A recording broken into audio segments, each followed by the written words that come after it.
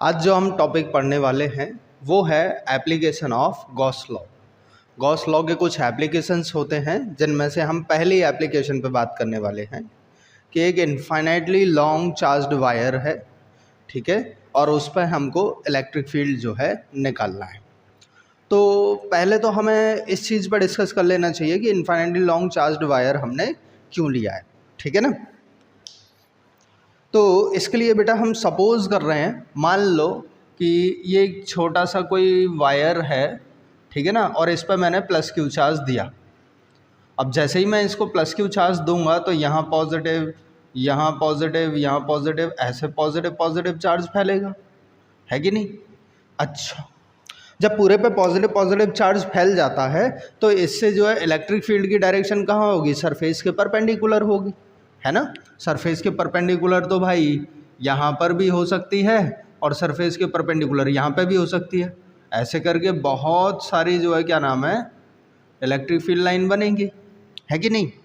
अब होता क्या है कि बेटा ये जो है ना इलेक्ट्रिक फील्ड लाइन, और भी मान ले रहा हूँ मैं यहाँ पे प्लस का चार्ज हुआ, ऐसे करके यहाँ पे भी, ठीक है ना, ऐसे ही यहाँ पे भी, यहाँ पर भी, ये इलेक्ट्रिक फील्ड लाइन जो है सरफेस के परपेंडिकुलर हम ड्रॉ कर रहे थे।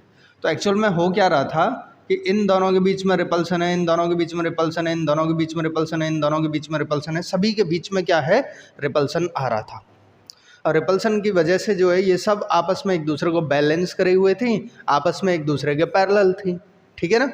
लेकिन जैसे ही मैं यहाँ पे बात करता हूँ तो यहाँ अगर मैं इलेक्ट्रिक फील्ड के बारे में बात करूँ तो इसको बैलेंस करने वाला कोई नहीं है, इन दोनों के बीच में रिपल्सन होगा, है ना, लेकिन रिपल्सन की वजह से यहाँ पे बैलेंस करने वाला कोई नहीं है तो ये थोड़ा सा ऐसे करके आ जाएगी, ठीक है ना। और यहाँ पॉजिटिव चार्ज लिया तो वो भी कुछ इस टाइप से आ जाएगी, सेम सिमिलरली इसी टाइप से यहाँ पे आ जाएगा। तो मतलब लास्ट टाइम पे जो है एजेस पर ये थोड़ा सा जो है मुड़ जाती है, कर्व बन जाती है एक, ठीक है ना। और हम लोग जो इलेक्ट्रिक फील्ड फाइंड आउट कर रहे होते हैं वो सिर्फ यूनिफॉर्म इलेक्ट्रिक फील्ड के लिए बात करते हैं, नॉन यूनिफॉर्म या वेरिएबल इलेक्ट्रिक फील्ड को हम फाइंड आउट नहीं कर रहे हैं, ठीक है ना। गॉस थ्योरम पे बेस्ड जो भी हम कैलकुलेशन करेंगे उसमें हम यूनिफॉर्म इलेक्ट्रिक फील्ड के लिए कैलकुलेशन कर रहे होते हैं, ठीक। तो हम क्या करेंगे, इसके लिए क्या कर सकते हैं कि मैं इस वायर की लेंथ जो है इनफाइनाइट लेंथ ले लूँ। इनफाइनाइट का मतलब हो गया बहुत ज़्यादा डिस्टेंस ले लिया मैंने, बहुत ज़्यादा लंबा वायर ले लिया मैंने।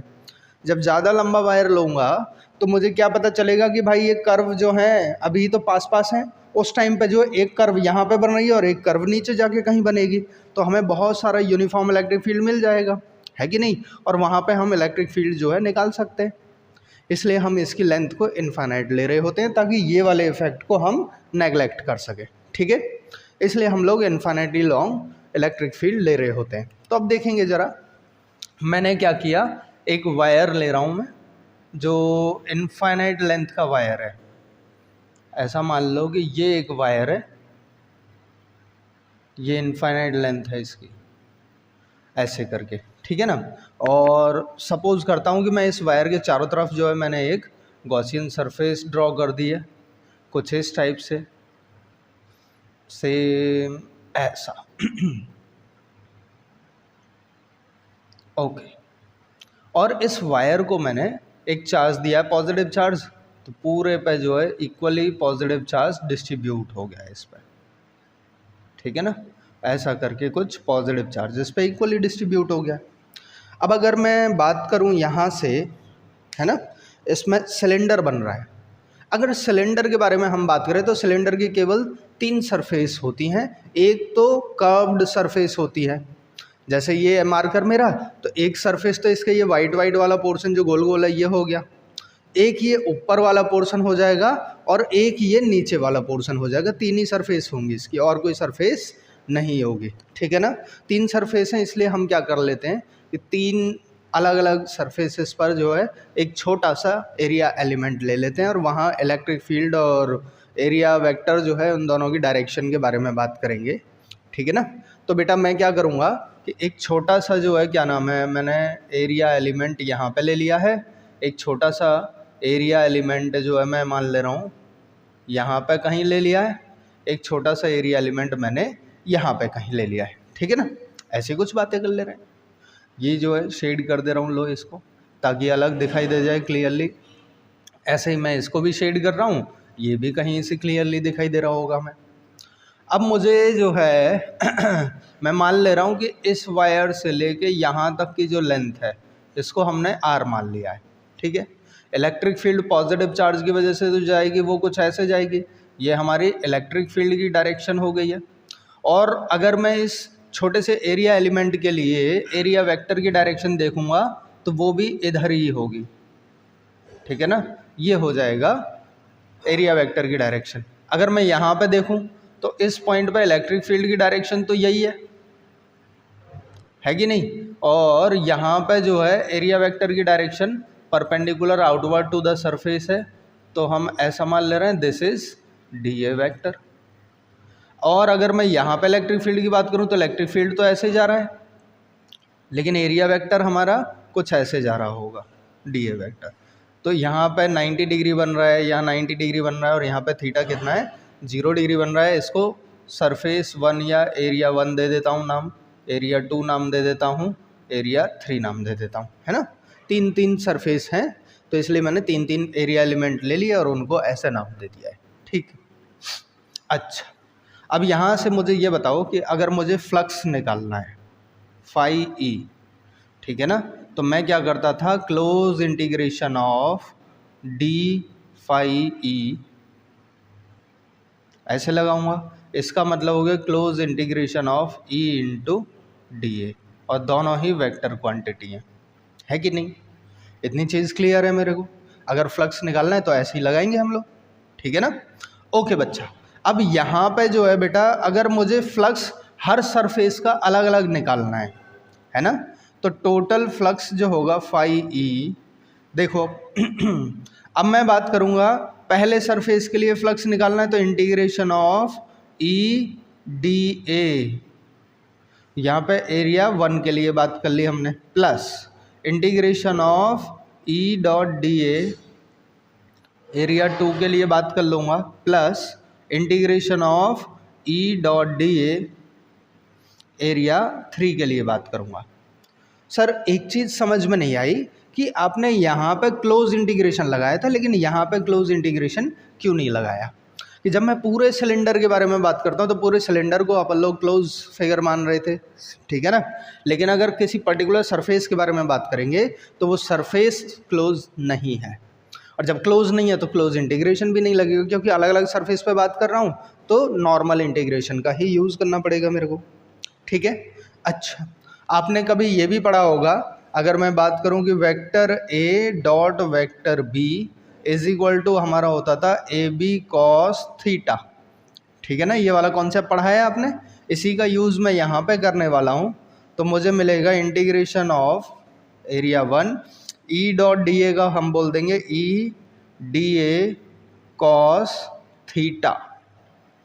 एक काम कर लेता हूँ, यहाँ पे जो पहले वाले का एंगल है वो थीटा 1 है जो 90 डिग्री है, ये थीटा 2 मान ले रहे हैं जो 0 डिग्री है, और ये थीटा 3 है जो फिर से 90 डिग्री है ना।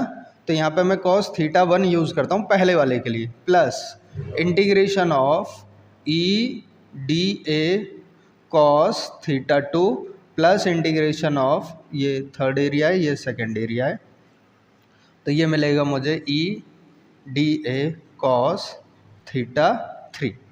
ऐसे करके मुझे जो है ये मिल गए, ठीक है ना। ओके, अब बेटा यहाँ पे मुझे ये पता है, मैं सभी का क्या नाम है फ्लक्स निकाल रहा था जब टोटल, तो phi E is equal to मैं लिखूँगा यहाँ इंटीग्रेशन ऑफ सरफेस 1, तो ये बनेगा E D A cos theta 1 कितना है हमारा 90 डिग्री है, प्लस फिर से इंटीग्रेशन करना है हमें सरफेस 2 के लिए, तो ई डी ए कॉस, यहाँ पे सरफेस 2 पे एंगल थीटा 2 कितना था 0 डिग्री था, इसलिए थीटा 2 की जगह पे मैंने 0 डिग्री रख दिया, प्लस इंटीग्रेशन ऑफ A3 ये बनेगा E D A cos theta, और थीटा की जगह पे 90 डिग्री बनेगा, ठीक है ना। अब मुझे ये पता है कि कॉस 90 की वैल्यू क्या होती है 0, तो ये पूरा मामला हमारा क्या हो गया 0 हो गया, ठीक है ना, प्लस इसके बारे में बात करूँगा तो ये सरफेस 2 बचेगा E D A cos 0 degree की वैल्यू होती है 1 प्लस ये भी 0 हो जाएगा। तो फाई ई अगर मैं निकालूंगा तो ये 0 कोई लेना देना ही नहीं रहा अब हमारा, है ना। तो यहाँ पे A2 E इंटू डी ए मिला। इलेक्ट्रिक फील्ड इस सिलेंडर के भीतर या गॉसियन सरफेस के भीतर जो है कांस्टेंट है, इसलिए कांस्टेंट क्वांटिटी को हम बाहर निकाल लेंगे, इंटीग्रेशन का पार्ट नहीं रखेंगे और ये बन जाएगा डी ए, ठीक है ना। अब ये छोटा छोटा जो एरिया एलिमेंट हम लोग है उनका इंटीग्रेशन कर रहे हैं, तो इंटीग्रेशन का मतलब क्या हुआ, इंटीग्रेशन का मतलब होता है सभी का सम करना। और कौन से सरफेस पे बात कर रहे हैं, A2 पे। A2 सरफेस कौन सी है, ये वाली पूरी जो सरफेस होगी ये A2 सरफेस होगी। कि सर ये तो इसको तो हम शायद CS से बोलते थे, ये वाली सरफेस है कि नहीं, तो CS से ही तो लगा देंगे हम यहाँ पे, क्योंकि ओवरऑल सम मिला के केवल ये कर्व्ड सरफेस के बारे में बात करेगा, इस वाली सरफेस के बारे में। और ये कितनी होती है 2 पाई r, और मान लेता हूँ कि इसकी जो लेंथ है वो अगर L है ना, तो L लेंथ मान लिया मैंने सिलेंडर की, तो 2 पाई r L आ जाएगा, ठीक है ना। कोई दिक्कत वाली बात नहीं है यहाँ तक। ये हमारा आया फाई ई, इसे मैं मान लूँगा equation 1। But we know that हम क्या जानते हैं कि जो फाई ई होता है वो Q बाई एप्सिलॉन नॉट होता है कि नहीं। तो मैं फाई ई की जगह पे क्या रख दूंगा, Q by epsilon not is equal to E into 2 pi R L, यही तो बनेगा, ठीक है ना भाई। अच्छा अब ज़रा ध्यान देना कि ये जो चार्ज Q है, क्या ये जो चार्ज है इक्वली डिस्ट्रीब्यूट हो रहा था पूरे पे, है कि नहीं। अगर कोई चार्ज इक्वली डिस्ट्रीब्यूट हो रहा है, ठीक है ना, तो सिर्फ Q लिखने से काम नहीं चलेगा, फिर इसका मतलब है कि हमें उसकी लीनियर चार्ज डेंसिटी पता होनी चाहिए, क्योंकि एक वायर पे फैल रहा है, इक्वली डिस्ट्रीब्यूट हो रहा है, एक वायर के लेंथ के अलोंग हो रहा है, तो लीनियर चार्ज डेंसिटी बोलते थे। अगर किसी सरफेस पे इक्वली डिस्ट्रीब्यूट हो रहा होता तो वहाँ पे हम यूज़ करते सरफेस चार्ज डेंसिटी, और पूरे वॉल्यूम पे अगर बात करते तो वहाँ पे वॉल्यूम चार्ज डेंसिटी, है कि नहीं। तो लीनियर चार्ज डेंसिटी यूज़ करने वाले हम लोग, क्योंकि एक वायर पे इक्वली डिस्ट्रीब्यूट हो रहा है चार्ज, ठीक है ना। तो हम यहाँ पे क्या करेंगे बेटा ठीक है ना, तो मैं यहाँ पे बात करूँगा, इसे इक्वेशन 2 मान ले रहा हूँ, और लीनियर चार्ज डेंसिटी, अगर लीनियर चार्ज डेंसिटी पे बात करूँ तो वो होता है lambda is equal to charge per unit length. अगर मैं यहाँ से Q निकालना चाहूँ तो लैम्डा इंटू एल आ जाएगा निकल के, और Q की इस वैल्यू को इक्वेशन 2 में पुट करूँगा तो lambda into L upon epsilon not is equal to E into 2 pi R into L, और इस वाले एल से ये वाला एल कैंसिल आउट, ई चाहिए मुझे, है ना। तो E into 2 pi R is equal to lambda by epsilon not.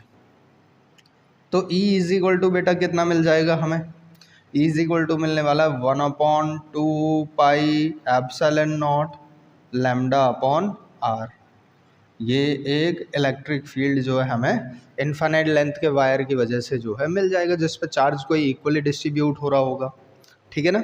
अब यहाँ पे मैं एक खेल और खेलना चाहता हूँ अब E इज इक्वल टू हमने देखा 1/2 pi epsilon not lambda upon R, हमने ये पढ़ा है। अगर मैं क्या करूं कि इस वाली क्वांटिटी को 2 से मल्टीप्लाई करूं और इसको भी 2 से मल्टीप्लाई करूं, सेम नंबर से मल्टीप्लाई डिवाइड करने से कोई फ़र्क नहीं पड़ता। सर ऐसा कर क्यों रहे हो, तो 1 मिनट रुक जाओ बस देख लो। तो ये आएगा 1/4 पाई एप्सिलॉन नॉट, ये आ जाएगा 2 लैम्डा अपॉन आर, है कि नहीं। अब मुझे क्या पता है कि 1/4 पाई एप्सिलॉन नॉट की वैल्यू पता है, तो 1/4 पाई एप्सिलॉन नॉट की जगह 9 × 10⁻⁹ यूज़ करके 2 लैम्डा अपॉन आर से जो है हम लोग इसे कैलकुलेट कर सकते हैं आसानी से, है कि नहीं। इसलिए ये क्या है, आप चाहो तो यहीं तक छोड़ सकते हो, कोई दिक्कत वाली बात नहीं है। तो एक इनफाइनाइटली लॉन्ग चार्ज्ड वायर है, ठीक है ना, उसकी वजह से जो इलेक्ट्रिक फील्ड निकलेगा हमारा वो कितना आ जाएगा, E is equal to 1/2 pi epsilon not lambda by R, या फिर 1/4 pi epsilon not 2 lambda by R करके जो है